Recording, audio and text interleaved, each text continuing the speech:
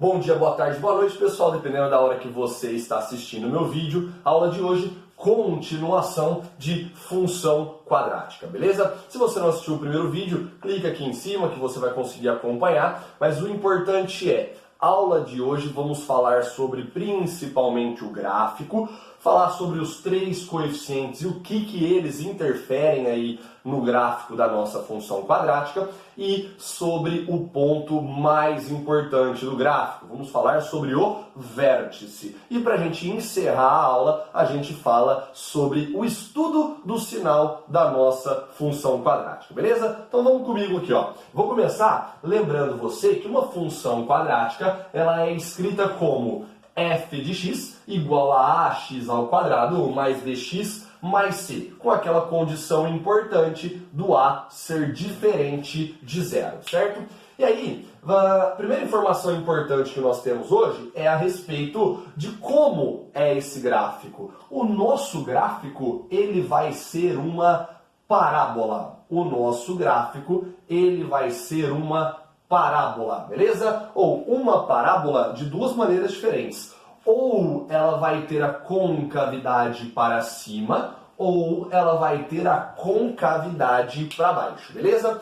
E aí, já falando dessa informação, eu começo falando do nosso primeiro coeficiente, o coeficiente A. Então, eu vou fazer o seguinte aqui, ó. Vou colocar, esse aqui é o nosso gráfico, eu vou colocar o seguinte, coeficiente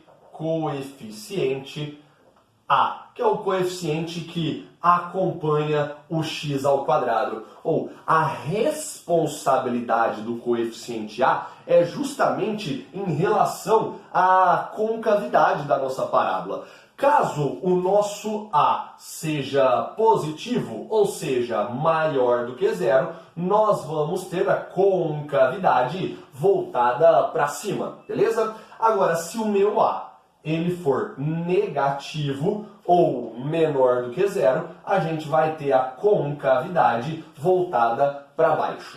Simples assim, só isso, beleza? Então vamos recapitular aqui, ó. O gráfico de uma função quadrática sempre será uma parábola, e essa parábola ela pode ter a concavidade voltada para cima se o A for maior do que zero, ou pode ter a concavidade voltada para baixo se o nosso A for menor do que zero, beleza? Fácil demais, né? Vamos fazer o seguinte, vou melhorar o quadro aqui e a gente fala sobre o coeficiente B. Vem comigo. Pessoas, o nosso próximo coeficiente é o chamado coeficiente B, né? Aquele coeficiente que acompanha o x. Muita atenção a esse coeficiente. Preste atenção aqui, ó. Ele pode ser maior do que zero, ele pode ser menor do que zero, ou ele pode ser igual a zero. E vamos ver quais são as alterações que vão ocorrer de acordo com essas modificações, certo? Se o nosso B for maior do que zero, significa que após o ponto de corte do nosso gráfico com o eixo Y, a curvatura da parábola irá subir. De novo, após o ponto de corte da curvatura, beleza? Com o nosso eixo Y, esse nosso gráfico ele vai subir. Então, ó, eu vou ter mais ou menos algo dessa forma aqui, ó. Eu vou ter algo mais ou menos algo dessa forma. Perceba que eu tenho o menor ponto possível, o extremo do nosso gráfico nesse ponto, e após o ponto de corte com o eixo Y, a nossa curvatura está aumentando, está subindo, beleza?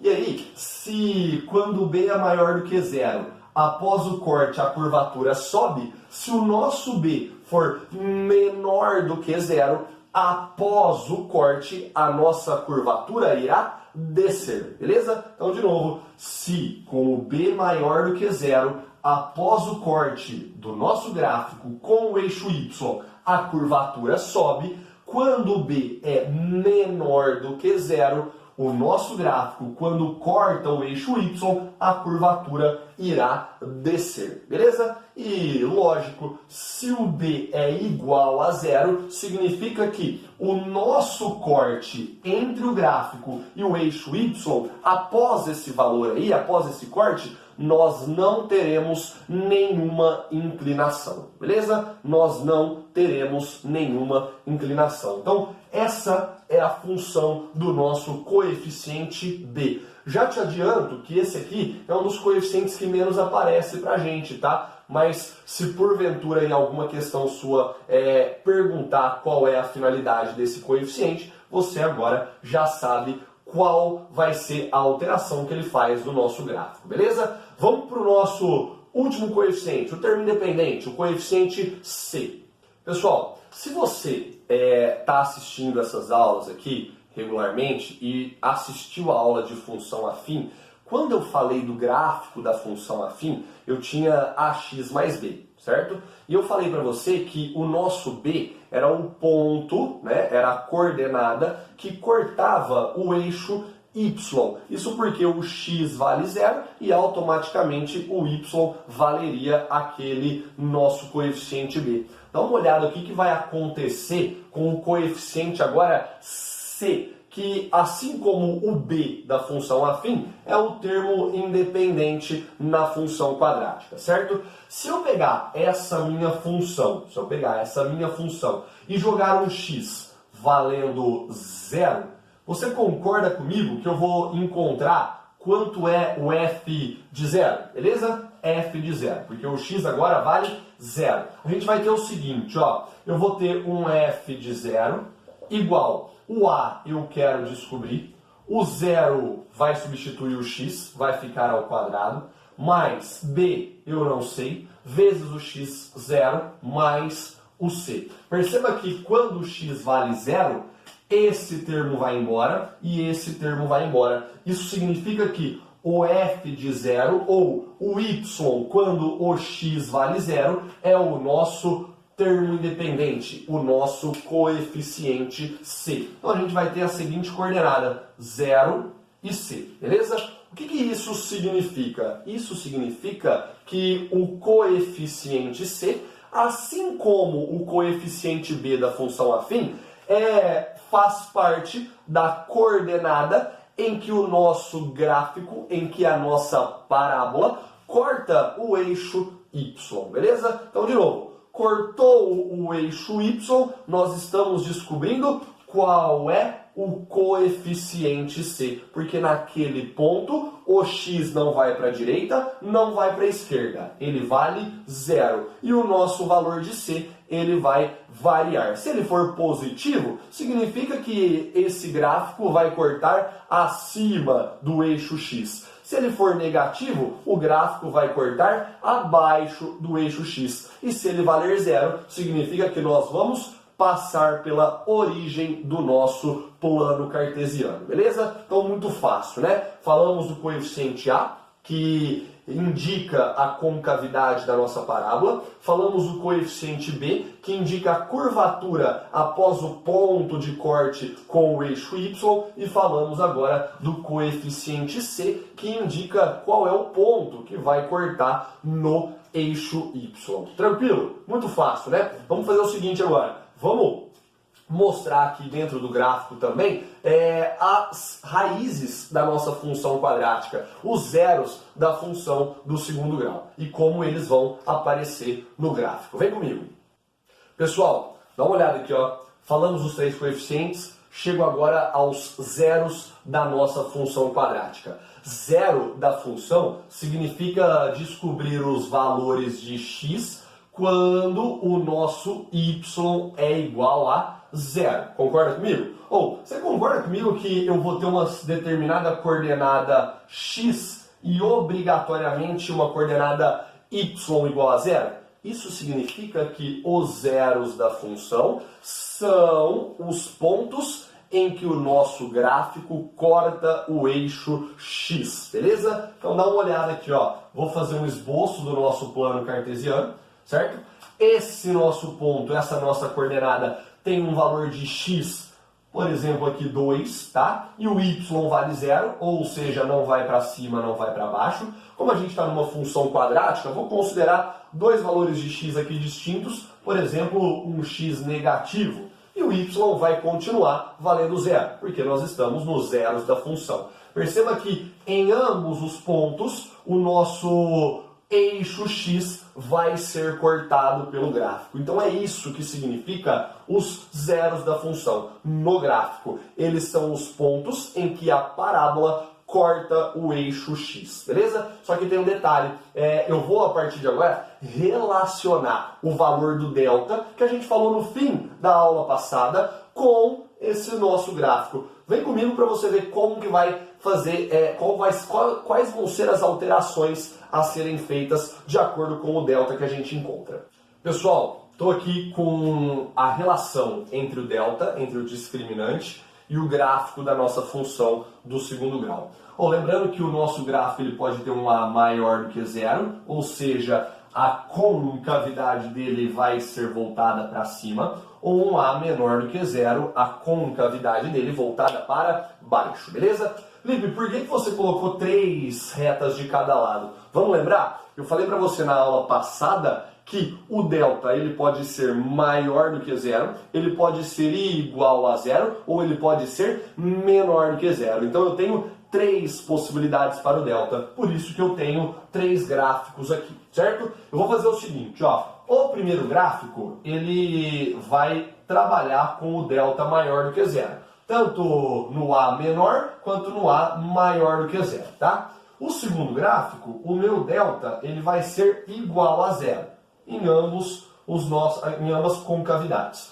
E o terceiro gráfico, o delta vai ser negativo, vai ser menor do que 0, ok? Vamos lá.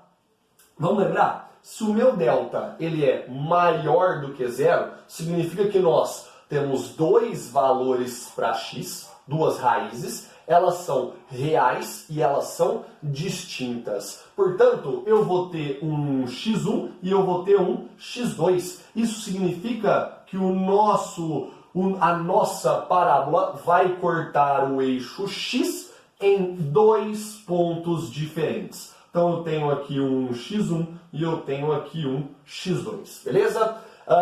E lembra que a concavidade é para cima. Se eu tenho um delta igual a 0, eu também tenho dois valores de x. Só que dessa vez, além de eles serem reais, assim como no primeiro caso, eles vão ser iguais. Ou seja, eu vou ter apenas um ponto passando pelo meu eixo x e a minha concavidade para cima. Então eu tenho que aqui o x1 é igual ao x2, beleza? Importante. Nesse caso aqui, a gente tem uma palavra que é chave para os seus exercícios.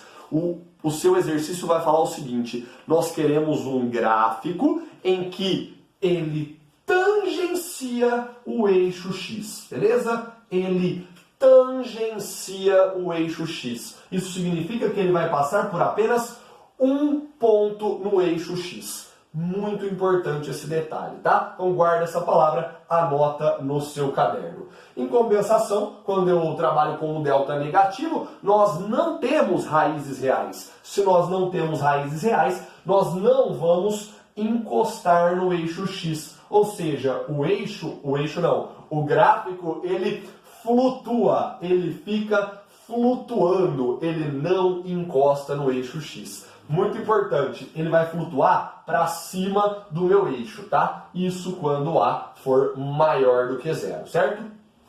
Então aqui, todas as concavidades voltadas para cima. A gente vai fazer a mesma análise, só que com o A negativo. Quando o A é negativo e o delta é maior do que 0, eu tenho dois valores para x, x1 e x2. Beleza? Então o nosso gráfico vai cortar o eixo x duas vezes. Quando o delta for igual a 0, eu tenho dois valores para x, mas eles são reais e iguais. Então o nosso gráfico vai apenas passar por um ponto do nosso eixo x. Ou, se você preferir, o nosso gráfico vai tangenciar o eixo x. Beleza? E, por fim, Quando o nosso delta for negativo, o nosso gráfico vai flutuar. E aí, quando o A é menor do que zero também, ele vai flutuar para baixo do eixo X, beleza? Então, mostramos aqui os 6 possíveis gráficos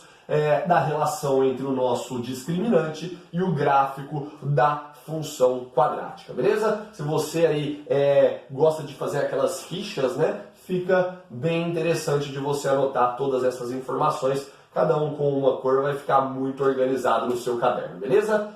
Ótimo! Falamos dos coeficientes, falamos dos zeros da função, chegamos agora ao nosso ponto mais importante do gráfico. Vamos falar do vértice da nossa função quadrática. Pessoas, chegamos agora ao nosso vértice da função quadrática, beleza? O vértice é um ponto, então ele vai ter coordenadas. E ele é um ponto muito importante. Muitos exercícios de função quadrática são resolvidos encontrando as coordenadas do vértice da nossa função, tá? Quero te mostrar aqui com um gráfico qual é o significado desse vértice. Primeiro, o vértice ele vai depender também da nossa parábola, se vai estar com a concavidade para cima ou se vai estar com a concavidade para baixo. Se o A ele for maior do que zero, que foi o exemplo que eu coloquei ali, a gente vai ter a concavidade para cima, né? Se o A for menor do que zero, a gente vai ter a concavidade para baixo. E aí, vai mudar apenas a nomenclatura, mas a ideia é a mesma. Quando eu trabalho com o A maior do que zero, significa que a concavidade está para cima, o vértice ele é o nosso chamado ponto de mínimo. Ele é o chamado ponto de mínimo. Ele atinge o menor valor possível na nossa função, certo? Agora, quando o A for negativo, a nossa concavidade vai estar voltada para baixo, o vértice ele será o nosso chamado ponto de máximo, beleza? Outro detalhe importante, vai ser exatamente no vértice onde a nossa parábola vai mudar de direção. Como assim, Felipe? Perceba que deste valor aqui, infinito negativo, até eu chegar no vértice, o nosso gráfico ele é decrescente. A partir do momento que ele passa à direita do nosso vértice, o nosso gráfico começa a subir, ele começa a crescer. Ou seja, esse ponto aqui é o ponto de troca, certo? É o ponto de retorno do meu gráfico. Ele está decrescendo, chega no vértice e ele começa a crescer. Caso a gente olhe para a concavidade voltada para baixo, o nosso gráfico ele está crescendo, chega no vértice e ele volta retornando, ele volta decrescendo, beleza?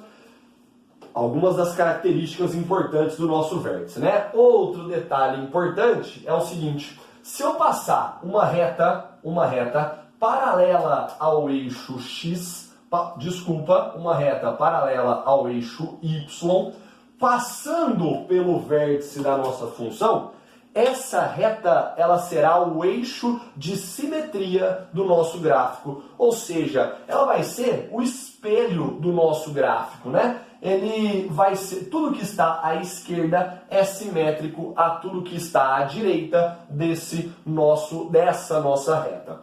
Beleza? Fácil, né? Bem tranquilo. Agora, um detalhe importante. Como esse vértice é um ponto, ele é uma coordenada, a gente precisa encontrar os valores dessa coordenada. E aí, a gente vai ter o seguinte: nós vamos ter a coordenada para o x do vértice e nós vamos ter a coordenada para o y do vértice, beleza? Vamos encontrar os dois valores aqui. Quando eu olho para o x do vértice, eu tenho duas maneiras de descobrir essa nossa coordenada. O x do vértice pode ser dado pela média aritmética das nossas raízes, ou seja, x1 mais x2 dividido por 2, ou eu posso encontrar o x do vértice fazendo menos b sobre 2a. Felipe, qual dos dois está correto? Depende do exercício, né? Você vai poder usar o primeiro quando ele te der as duas raízes logo de cara, basta somar e dividir por 2 e encontramos o x do vértice, ou caso ele não te dê as raízes, mas te dê a função com os coeficientes a, b e c, você sabe quem é A, quem é B, joga nessa formulazinha que descobre a coordenada x do vértice, beleza? Fácil. Agora, para o y do vértice, eu tenho uma formulazinha, menos delta sobre 4a, beleza? Menos delta sobre 4a. Ou você também pode encontrar o y do vértice fazendo a chamada substituição. Como assim, Felipe? Todo valor de x que eu jogo na minha função, ele tem um relacionado em y, concorda comigo? Então, se eu jogo um determinado x1 na função, a função me devolve um y1, beleza? Se eu jogo um x2 para a minha função, a função me devolve um y2. Se eu jogo o x do vértice na minha função, a função me devolve o y do vértice. Por isso que a gente pode encontrar o y do vértice fazendo substituição dentro da fórmula da função quadrática. Beleza? Fácil, né? Bem tranquilo. Detalhe, seu exercício ele vai usar as palavras mínimo ou o menor valor possível, máximo ou o maior valor possível, beleza? Quando essas palavras aparecerem, você já pode parar de ler o seu exercício e lembrar as coordenadas do vértice, porque o exercício vai ser resolvido por coordenadas do vértice. O que vai ficar faltando? Você interpretar o contexto do exercício para saber se ele está pedindo o x do vértice ou o y do vértice. Beleza? Ficou fácil, né? Vamos terminar a nossa aula de hoje falando sobre o estudo do sinal da função quadrática. Pessoal, chego à última parte da nossa aula para a gente matar função do segundo grau, né? Estudo do sinal da função do segundo grau. Eu, de novo, fiz a diferenciação entre um A maior do que zero, ou seja, uma parábola com a concavidade para cima, e um A com a concavidade para baixo, ou melhor, o A negativo com a concavidade da parábola para baixo. E aí, de novo, eu vou precisar do delta maior do que zero, do delta maior do que zero, do delta igual a zero, do delta igual a zero e do delta menor do que zero, beleza? Vamos só lembrar o seguinte, né? Quando eu quero fazer o estudo do sinal da função quadrática, eu quero saber se a minha função ela é positiva, negativa ou ela é nula em determinados valores. E determinar isso é determinar o sinal do y, beleza? Determinar o sinal do y. E para isso, a gente só precisa do eixo x, porque quando a minha função está para cima do eixo x, o y é positivo. Quando está para baixo, o y é negativo. E exatamente no nosso eixo, ele vai ser igual a zero, tá? Então perceba que eu não preciso do eixo y. Não me importa se a variação está para a esquerda ou para a direita, beleza?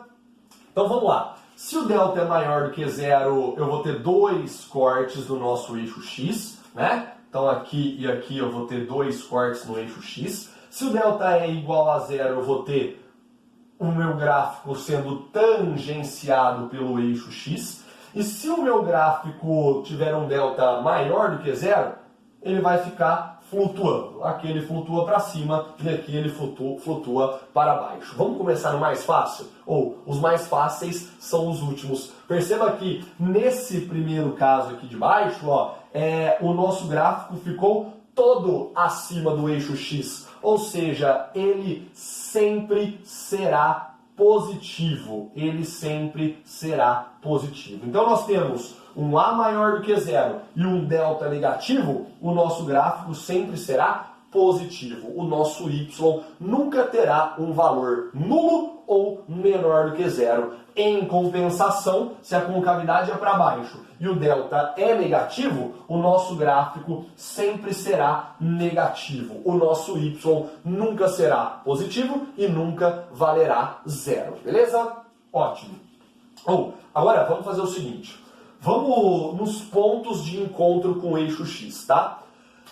Esse ponto e este outro ponto, eles são os zeros da nossa função. Se são zeros da função, significa que o y vale zero. Então, tanto nesse ponto quanto neste ponto aqui, o y vai valer zero, beleza? O y vai valer zero. Se vale para o delta para o a maior que zero, vale para o a menor do que zero. Então aqui o y vale zero, beleza?